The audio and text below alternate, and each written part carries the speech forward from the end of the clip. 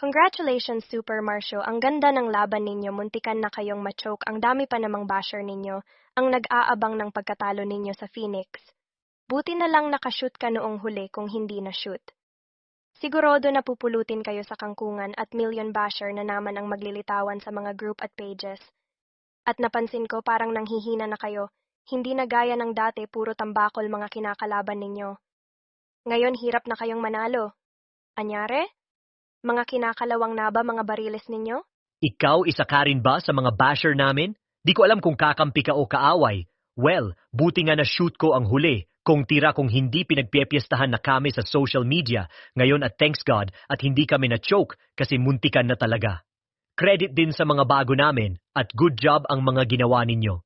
Kila Vic at Romeo naman, good luck sa team ninyo. Hopefully manalo na kayo kahit isa kasi nagsusunod-sunod na naman pagkatalo ninyo.